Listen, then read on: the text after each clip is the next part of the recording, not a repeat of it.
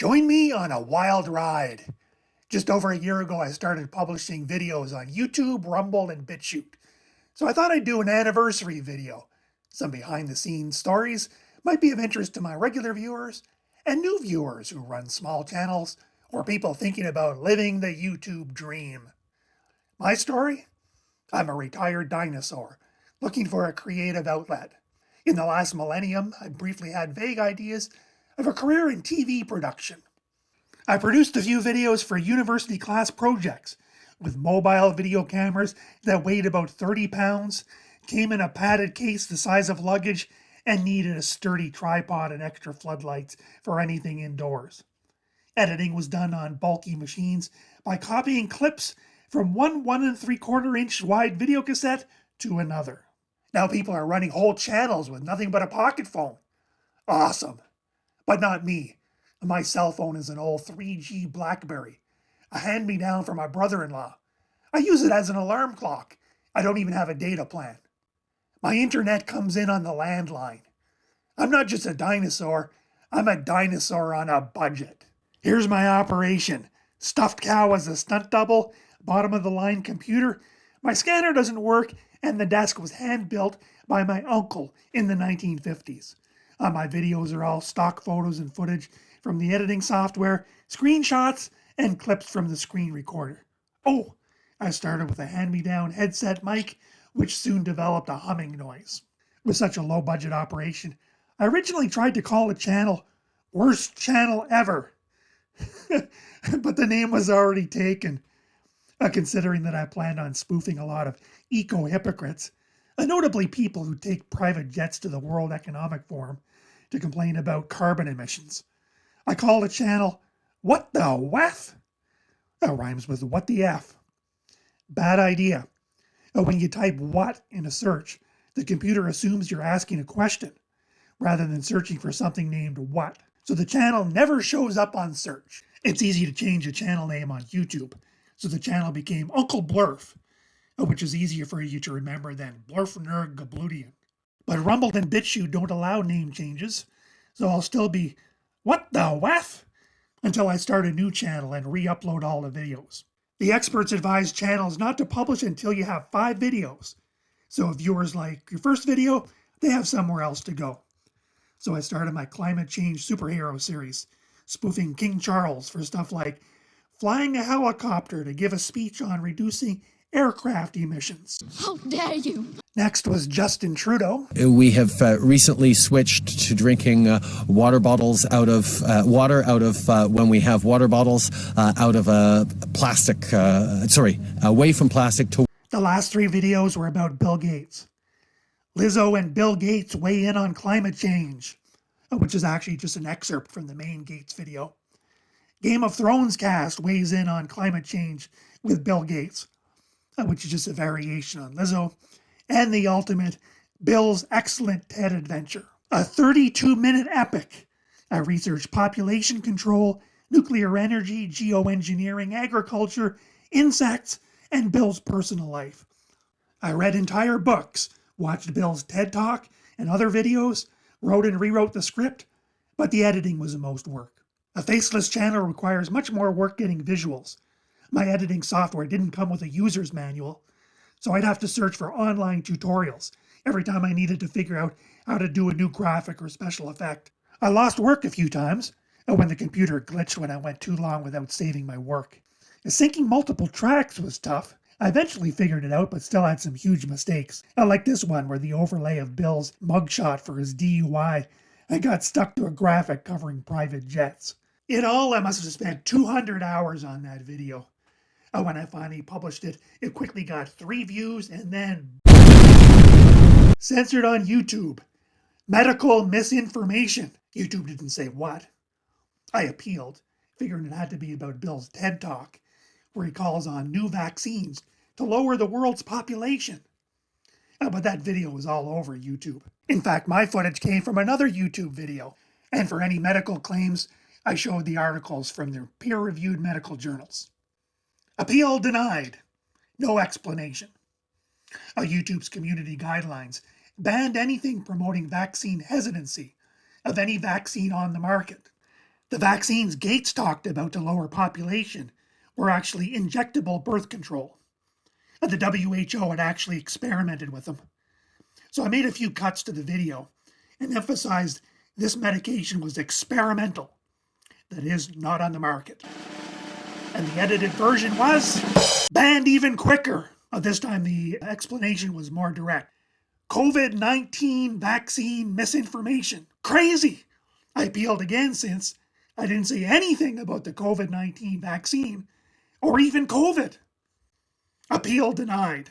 So I deleted the first half of the video for the YouTube version, while the original version is still on Rumble and BitChute. 6 months later, YouTube offered me a re-education exam to clear the channel's record. From the computer's choice of questions, I learned that it was against YouTube standards to say that any birth control increases the risk of miscarriage. And apparently it doesn't matter if that's what the drug was actually designed to do. And it isn't even on the market. And as medical misinformation, no matter what clinical studies get cited from the most reputable medical journals, even if I cited the WHO doctor who invented that medication. Next up was my brief satire showing how Klaus Schwab of the World Economic Forum resembled Davros, the recurring villain from Doctor Who. On April Fool's Day, YouTube recommended the video to thousands of people. Viewers were clicking and the comments were piling in. I couldn't have put it better. Brilliant! More, please! Ha ha ha! Brilliant! Who wants to set up a GoFundMe campaign so we can hire an assassin? It would be doing a service to humanity. GoFundMe would just keep all the money like they did to the Canadian truckers. But the ultimate was this. Lol, dude, this is so funny. I don't even know how it got into my feed, but it's good. That's the kind of comment that keeps people like me going. In the end, overall platforms, the video got about 3,000 views, 169 likes, and 68 comments. It shows you the reach you can have when YouTube suggests a video to 30,000 people. But imagine how many views if they'd recommended it to the nearly 2 million subscribers of the Doctor Who channel. While I'd researched that infamous Bill Gates video, by accident I came across this story. For 7 pages, the author labels critics of the Great Reset as conspiracy theorists, without once mentioning that the Great Reset was a book by Klaus Schwab. So this became the gold medalist in Dumb, Dumber, and Dumbest fact checks. Later, by accident, I found other stories from mainstream media also claiming the Reset as a conspiracy, without admitting the existence of the book. So Dumb and Dumber got recycled as the worst book never written, part 1 of what is now a 6-part series called Fake News Propaganda Masterclass. The channel took a political turn as I became increasingly concerned about the war on farmers. Around the world, as leaders claimed to fight climate change, they weren't going after the billionaires with private jets or the Chinese coal-fired plants. It was more like preventing peasant farmers in Sri Lanka from using fertilizer, kicking Dutch people off their family farms, and charging Kiwis burp taxes on their cows. The World Economic Forum had been pushing that agenda. So I did videos on books by WEF founder Klaus Schwab. My thumbnail for What is Stakeholder Capitalism asks, business with heart or eco-fascism? Spoiler alert, it's eco-fascism. There followed top 10 outrageous Great Reset quotes. We're on Rumble. I got robbed. Another channel copied my video, made a small change to the title, and uploaded it on their own Rumble channel, with a randomly selected screenshot as a thumbnail. Bad enough you steal from a channel with 3 followers. But could you at least have the brains to steal a successful video? I followed up the quote video with a deeper study of the book. I read The Great Reset, so you don't have to. It got very few clicks. Nobody understood my pun. Scoop is slang for story, but a scoop could also be useful since Schwab's book is a giant pile of dog poo. I uploaded a second version with a new thumbnail. Is this guy's book the trashiest of the century? I also did a YouTube short. Happy Great Reset quotes. Complete sarcasm. I added another addition to the series weighing in on climate change with Bill Gates, this time featuring Jeffrey Epstein, with the description, don't watch this rude video. Do not support the channel. It did well, as I posted links to the video on X when I responded to angry posts about Gates and Epstein. Then there was Schellenberger, the 800-pound gorilla for the planet. It was nice to finally review a book that was well-researched and logical. But nice doesn't get a lot of clicks. And now the channel gets weird. With my next title, Every Canadian Needs to See This? You'd expect YouTube to recommend it only to Canadians. But voila, almost half the viewers were non-Canadian. Demographics, 75% male and 0% below age 55. But that's not the weird part. After 11 days, YouTube had recommended the video 1,064 times. At 12 days, 3,787. At 13 days, 5,948. And finally leveling out over 9,000. Meanwhile, the views exploded from 55 to over 900 and is now number 1 by watch time.